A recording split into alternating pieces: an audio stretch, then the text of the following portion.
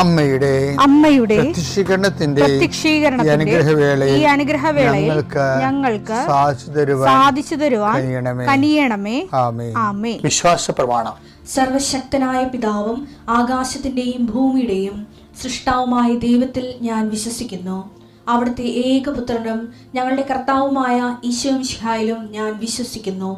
ഈ പുത്രൻ പരിശുദ്ധാത്മാവിനാൽ ഗർഭസ്ഥനായി കന്യകാമറിയത്തിൽ നിന്ന് പിറന്ന് പൊന്തിയോസ് പീലാത്തോസിന്റെ കാലത്ത് പീഡകൾ സഹിച്ച് കുരിശിൽ തറയ്ക്കപ്പെട്ട് മരിച്ച് അടക്കപ്പെട്ട് പാതാളങ്ങളിൽ ഇറങ്ങി മരിച്ചവരുടെ ഇടയിൽ നിന്ന് മൂന്നാം നാൾ ഉയർത്ത് സ്വർഗത്തിലേക്ക് എഴുന്നള്ളി സർവശക്തിയുള്ള പിതാവായ ദൈവത്തിന്റെ വലതുഭാഗത്തിരിക്കുന്നു. അവിടെ നിന്ന് ജീവിക്കുന്നവരെയും മരിച്ചവരെയും വിധിക്കുവാൻ വരുമെന്നും ഞാൻ വിശ്വസിക്കുന്നു. പരിശുദ്ധാത്മാവിലും ഞാൻ വിശ്വസിക്കുന്നു. വിശുദ്ധ കത്തോലിക്കാ സഭയിലും പുണ്യവാന്മാരുടെ ഐക്യത്തിലും പാപങ്ങളുടെ മോചനത്തിലും ശരീരത്തിന്റെ ഉയർപ്പിലും നിത്യമായ ജീവിതത്തിലും ഞാൻ വിശ്വസിക്കുന്നു. ആമേൻ. സുഖസ്ഥനായ ഞങ്ങളുടെ പിതാവേ, അങ്ങയുടെ നാമം പൂജിതമാകണമേ. അങ്ങയുടെ രാജ്യം വരണമേ. അങ്ങയുടെ തിരുമനസ് സ്വർഗത്തിലെ പോലെ ഭൂമിയിലും ആകണമേ. അന്നു വേണ്ടുന്ന ആഹാരം ഇന്ന് ഞങ്ങൾക്ക് തരണമേ. ഞങ്ങളോട് തെറ്റ് ചെയ്യുന്നവരോട് ഞങ്ങൾ ക്ഷമിക്കുന്നത് പോലെ ഞങ്ങളുടെ തെറ്റുകൾ ഞങ്ങളോടും ക്ഷമിക്കണമേ.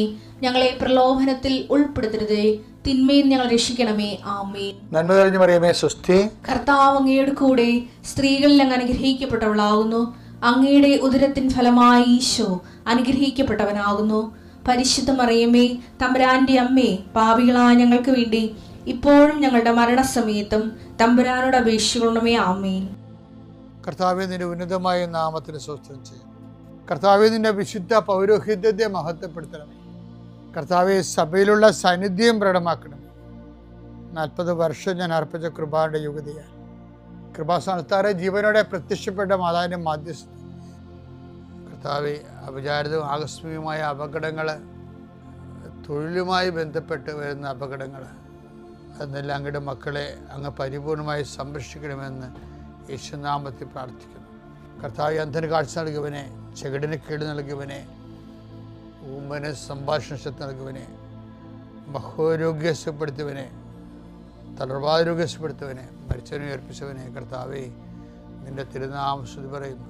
ഈ പ്രാർത്ഥന ചെല്ലുന്ന ഇടങ്ങളിൽ എല്ലാവരും രോഗികൾ കർത്താവിൻ്റെ നാമത്തിൽ ആശ്വസിക്കുകയും സൗഖ്യമാകുകയും ചെയ്യട്ടെ.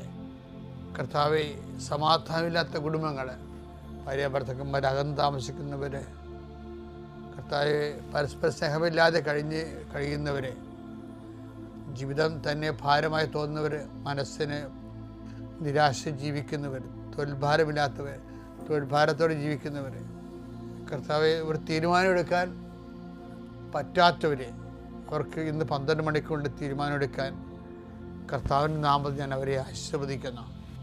കർത്താവെ, ജീവിത മാർഗങ്ങൾ അറ്റുപോയവർ, മുട്ടിപ്പോയവർ, സാമ്പത്തിക ബാധ്യതകളായും ജീവന നടപടികളായും ഭീഷണീയമായ സാഹചര്യം ജീവിക്കുന്നവരെ, കർത്താവെ, മക്കളില്ലാത്തവരെ, കർത്താവെ, ഓരോരോ കാര്യങ്ങൾക്ക് വേണ്ടി ആ ലക്ഷ്യം നേടാൻ വേണ്ടി രാത്രിയും പകലും പ്രാർത്ഥിച്ചും ഉടമ്പടി ചെയ്തും ഉടമ്പടി കാര്യങ്ങൾ നിർവഹിച്ചുമൊക്കെ ജീവിച്ചു പോകുന്നവർ, കർത്താവെ, അവരെല്ലാം ആശീർവദിക്കണം പ്രാർത്ഥിക്കുന്നു.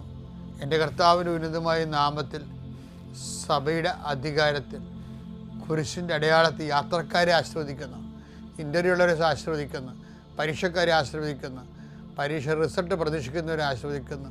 ഉന്നതമായ റിസൾട്ടിനാൽ കർത്താവ് നിന്നെ ആശീർവദിക്കട്ടെ, നിന്നെ അനുഗ്രഹിക്കട്ടെ. ഉപരിപഠനത്തിനും ഉപരിജോലിക്കും ഉപരിയാത്രയ്ക്കും വേണ്ടിയുള്ള എല്ലാ അനുഗ്രഹങ്ങളും കർത്താവ് നിന്നെ വർഷിക്കട്ടെ. നിത്യം പിതാവും പുത്രനും പരിശുദ്ധാത്മാവായ സർവീശ്വര എന്നേക്കും.